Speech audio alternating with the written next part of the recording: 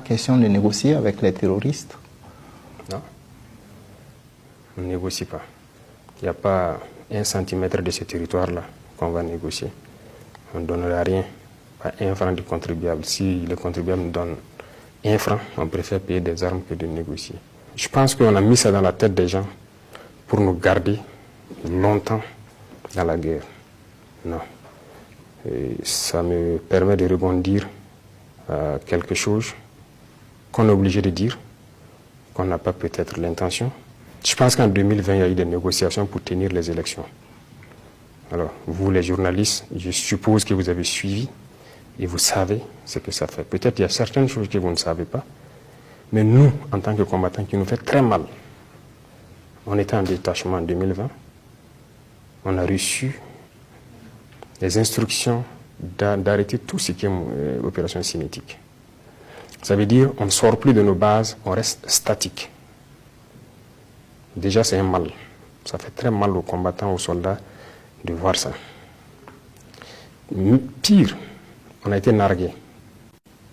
Les terroristes nous ont nargués. Demandez à ceux qui étaient à Kelbo en son temps. Ils ont appelé des villageois à les montrer l'argent dans des valises, de venir dire aux militaires que voilà, le gouvernement ne peut pas les combattre. Ils négocient avec eux, ils ont même donné l'argent. Voilà ça, ils sont venus nous dire.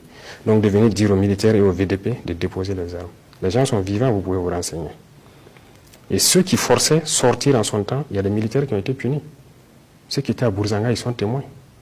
Les VDP ont été attaqués, ils ont eu 3 tombés. Le détachement est sorti pour aller les aider à ramener, ils ont été attaqués.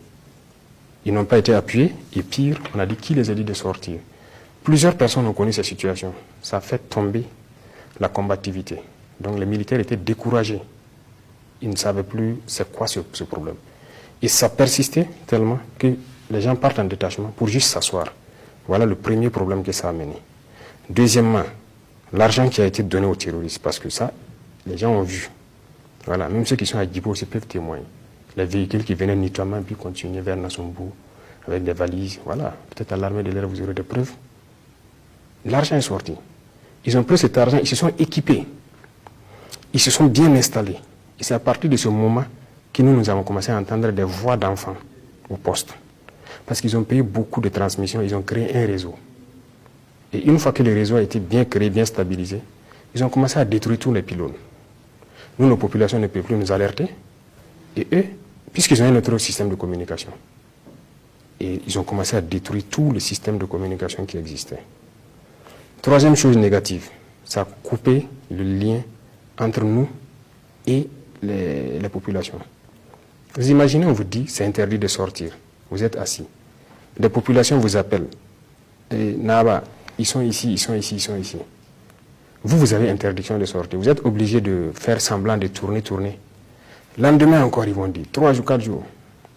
Qu'est-ce qu'ils commencent à nous dire? Que quoi? Sirkabe Zabra point. Voici la phrase. Qu'il n'y a pas de vérité dans notre combat. Et ils voient les gars, ils nous appellent, on ne vient jamais.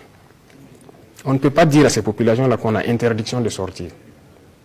Mais on est là, chacun est là dans son détachement. Et finalement, les gens voyaient, ils ne nous disent plus. Parce qu'ils se disent qu'on les dit, ils ne viennent pas. Pourquoi ils vont nous dire? Il y a eu beaucoup d'effets. Voilà ce que négocier donne. C'est juste déplacer le problème. Il n'est pas question de négocier. On va combattre.